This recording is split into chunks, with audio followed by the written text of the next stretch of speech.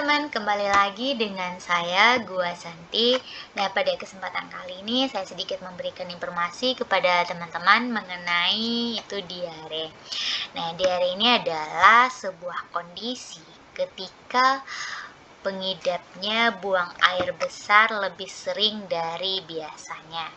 Nah, apa yang dikatakan diare adalah sebuah kondisi ketika pengidapnya buang air besar lebih sering dari biasanya.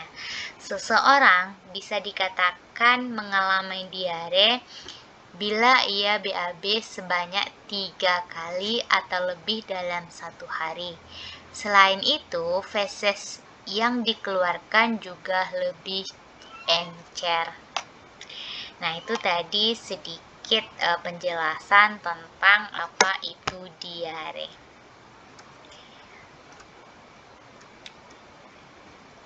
Nah, ini secara ringkasnya ya teman-teman.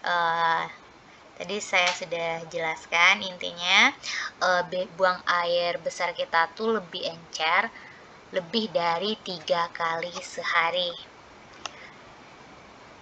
Nah, biasanya untuk diare ini ada 2 jenis diare yang bisa terjadi, yaitu ada diare akut atau kronis. Nah, diare akut ini yaitu diare yang berlangsung dalam waktu singkat. Nah, BAB-nya itu lembek atau cair, kemudian konsistensi encer, lebih sering dari biasanya, disertai lendir, bau amis, berbusa, atau berupa air saja yang frekuensinya lebih sering dari biasanya. Nah, ini adalah masalah kesehatan yang umum. Diare akut biasanya berlangsung sekitar 1 atau 2 hari, tapi bisa juga lebih lama kemudian menghilang dengan sendirinya. Diare yang berlangsung lebih dari beberapa hari merupakan pertanda masalah yang lebih serius. Diare kronis yang berlangsung minimal 4 minggu bisa menjadi gejala penyakit kronis. Gejala pada diare kronis bisa berlangsung terus-menerus atau datang dan pergi.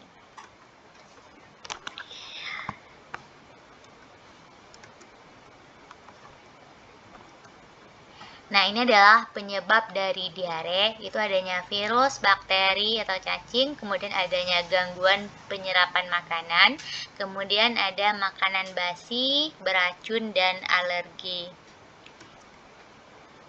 Nah, ini kalau untuk gejalanya itu adalah BAB encer lebih dari 3 kali sehari, kemudian perut mules dari bisa disertai muntah, kemudian bisa disertai demam atau memperberat dehidrasi.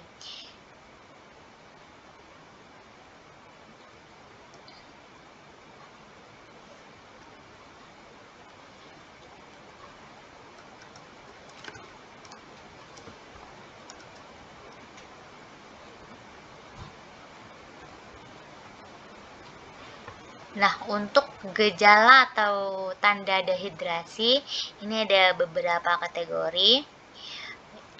Itu dari keadaan umum, itu kalau yang tidak dehidrasi itu dia baik atau sadar. Nah, sedangkan untuk dehidrasi ringan atau sedang, itu dia gelisah.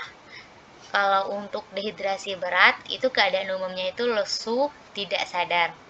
Nah, kalau dari matanya itu, kalau yang tidak dehidrasi dia normal, dehidrasi ringan, sedang, cekung. Nah, sedangkan dehidrasi berat dia sangat cekung.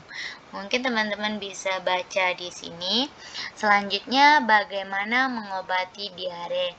Yang pertama, ganti cairan atau mencegah dehidrasi tadi. Nah, kemudian lanjutkan makanan seperti biasa. Jangan malas makan kalau lagi diare, kemudian makanan lebih lunak agar mudah dicerna, kemudian obat-obatan jika diperlukan saja. Nah, untuk obat-obatan ini jika diperlukan saja ya teman-teman. Nah, kapan harus ke dokter apabila terkena diare? Segera hubungi dokter untuk mendapatkan solusi terbaik jika mengalami gejala-gejala tersebut. Apabila diare sudah berlangsung selama beberapa hari, jangan ragu untuk bertanya ke dokter atau berobat ke dokter apabila sudah mengalami diare beberapa hari.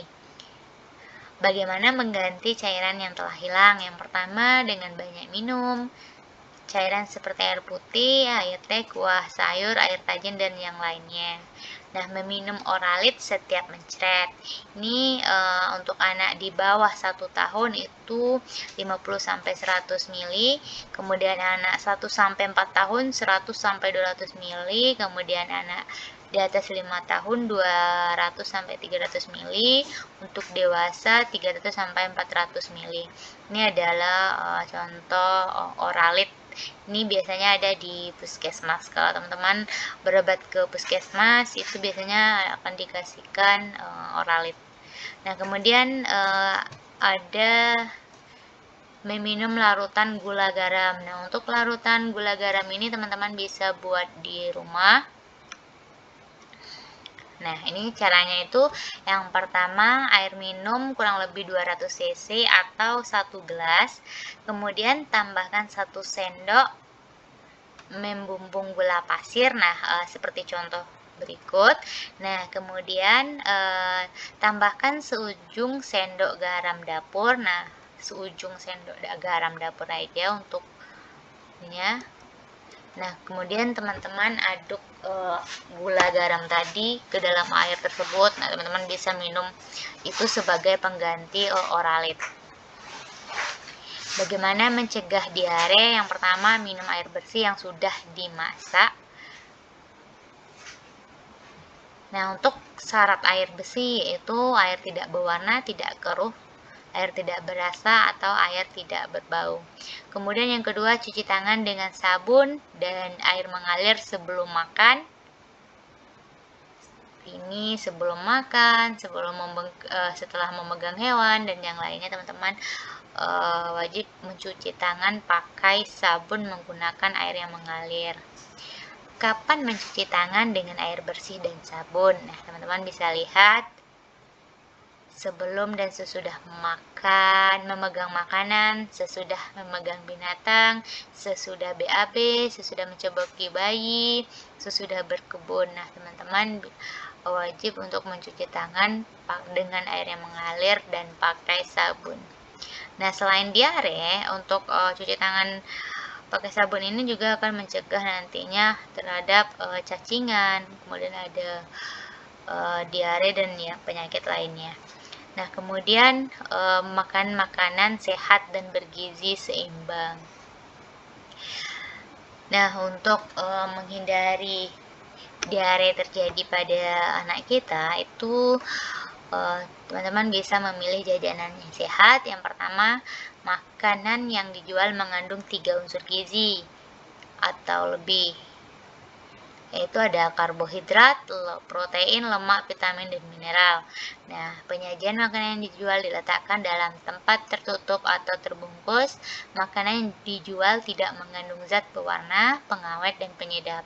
Nah, perhatikan kebersihan tempat dan penjual makanan. Nah, pencegahannya, buang air besar pada tempatnya, yaitu pada WC. Dan syarat jamban sehat, jarak antara sumber air minum dengan lubang penampungan minimal 10 meter, tidak berbau, kotoran tidak dapat dijamah oleh serangga dan tikus, penerangan ventilasi, lantai kedap air, tersedia air, sabun, dan alat pembersih. Pencegahan yang kelima yaitu jaga lingkungan agar selalu bersih dan asri. Nah, sekian sedikit informasi dari saya, semoga bermanfaat. Sampai jumpa di video selanjutnya.